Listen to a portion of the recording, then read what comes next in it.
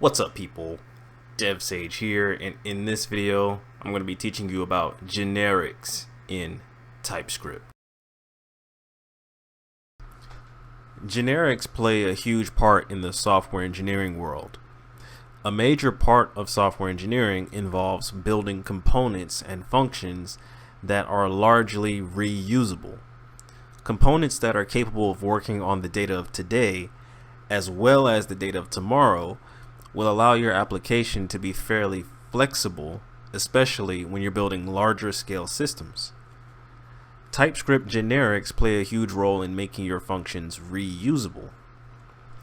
So the word generic by itself is a descriptive word that describes something that is not specific to any particular thing. So in the case of TypeScript generic functions, a generic function is a function that can take in and work with a variety of different data types rather than just one specific data type. That's what a generic function is. So let's look at an example. So we're going to write a function. The function we're going to write is the identity function, which is going to take in an argument, and it's just going to return whatever argument it takes in. Simple. So in this first case, we're going to use an identity function without generics. So we need to specify the specific data type that we want to pass in. So in this case, let's just make our argument a type of number, and we're going to have our function return a type of number. So now we need to return arg.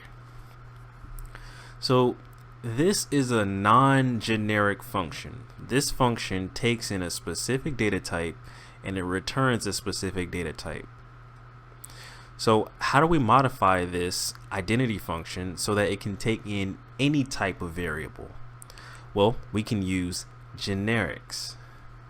So let's change our identity function to take in a generic type variable t, like this.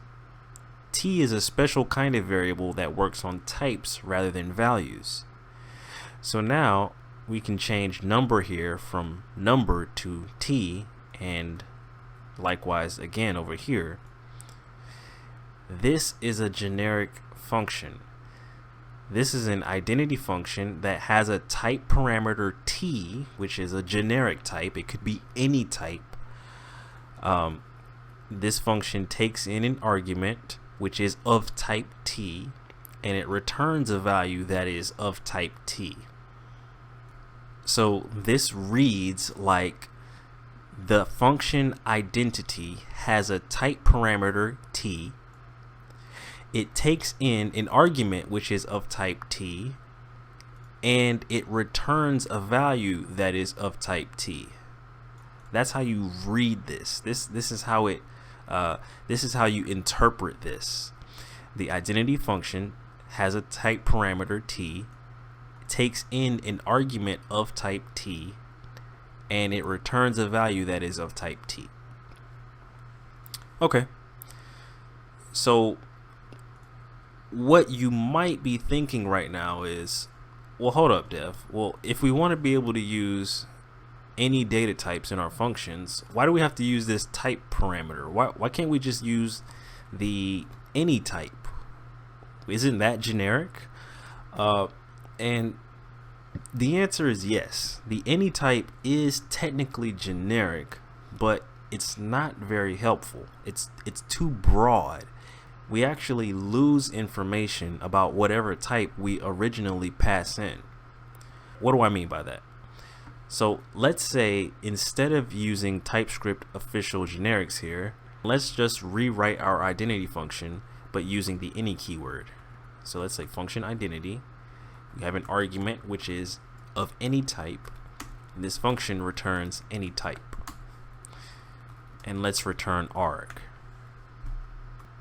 So this identity function using the any keyword is less precise than using our type variable here, because theoretically I mean, you could pass in a string argument here, right?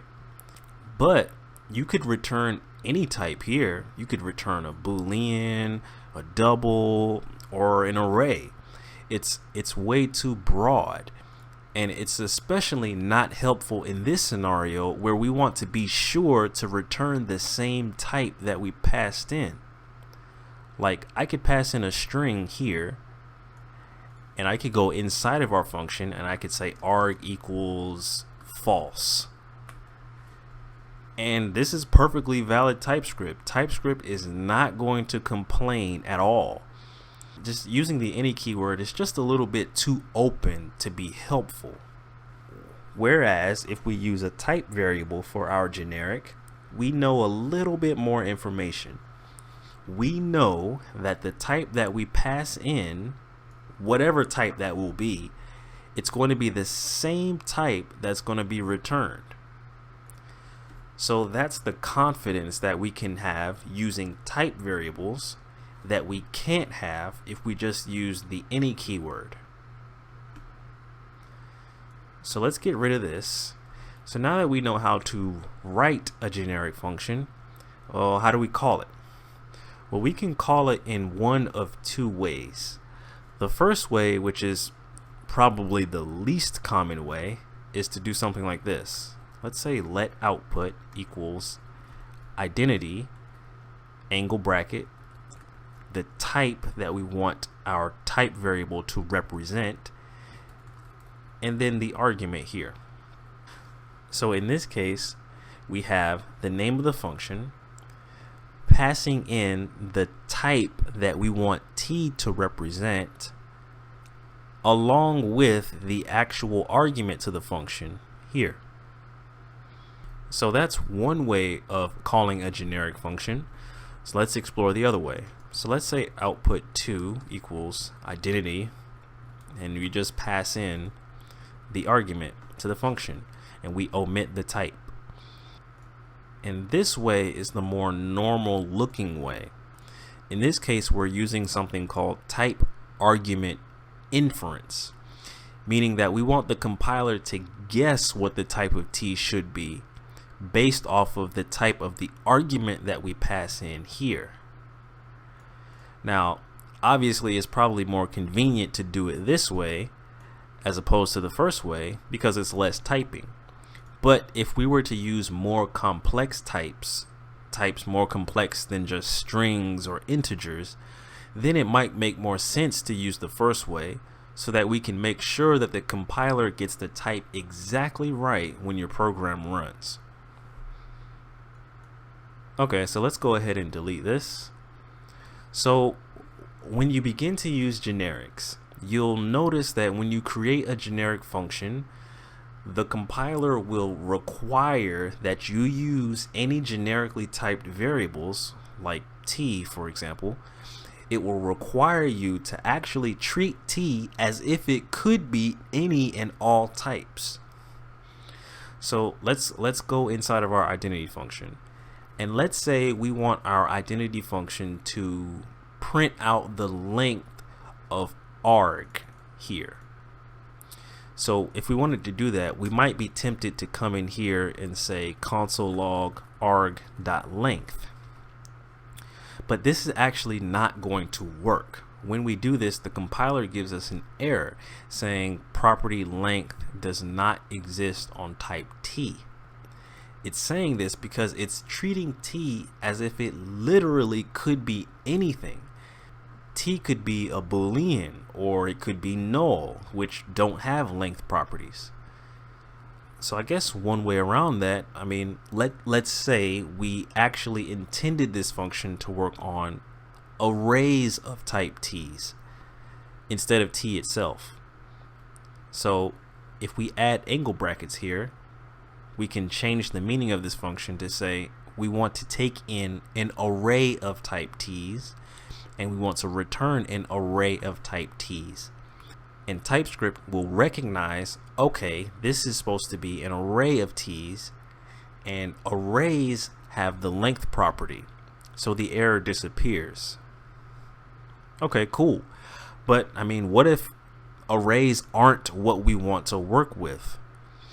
So let's get rid of this. So if we want to write a generic function that works on some set of types where we as the developers already know what capabilities, what properties, and what methods those types need to be able to access, then we can use generic constraints. So we wanted to be able to access the length property of arg here, but the compiler can't prove that for every possible type that it has a length property, so it throws an error. So instead of working with any and all types, we can constrain this generic function to work with any and all types that also have the length property. As long as the type has the length property, we'll allow it. But it's required to at least have this length property. So to do that, we have to constrain t. So how do we do that? So in order to constrain t, we'll need to create an interface that describes our constraint. Remember, interfaces are basically just contracts. Objects or types can agree to implement or extend that interface, meaning that that object agrees to follow the structure that that interface describes. So here, let's create our interface that's going to describe our constraint. So let's say interface lengthwise. This is going to be the name of our interface. And this interface is going to have a single property called length, which is of type number. So now that we have our interface, we need to constrain t by it. So what we need to do is go to t, and we need to write extends lengthwise. So t extends lengthwise. T is agreeing to follow the structure of this interface lengthwise, meaning t is always going to have a length property that's going to be of type number. That's what we're telling it to be. So now that we've constrained t to only contain types that have a length property, this error now goes away. TypeScript recognizes, okay, whatever t we pass in, t agrees to follow this interface, so we don't have to worry about whether t has a length property or not, because we're telling it that it's going to at least have one. We're not saying t is only going to have a length property, but we're saying t is at least going to have a length property that is going to be of type number. So now if we go down here to test that, let's call our identity function. Let's pass in an argument that does not have that length property. So let's pass in 3, for example. Let's save it. As you can see, we're getting an error down here. Argument of type 3 is not assignable to parameter of type lengthwise. Basically what that's saying is this number 3, it does not have a length property. It's not a valid argument. On the other hand, if I passed in something that does have a length property, like a string, for example, devsage, save it, we get no error because strings have a length property.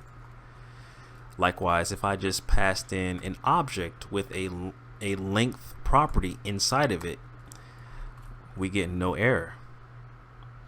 But if I passed in, say, a Boolean, we get argument of type false is not assignable to parameter of type lengthwise. False does not satisfy the lengthwise constraint that we put on t. So that is a little bit about generics in TypeScript. It's a lot, but hopefully you understand it a little bit better. So if you like this video, leave a like. If you got any questions, leave them down in the comments. But other than that, peace.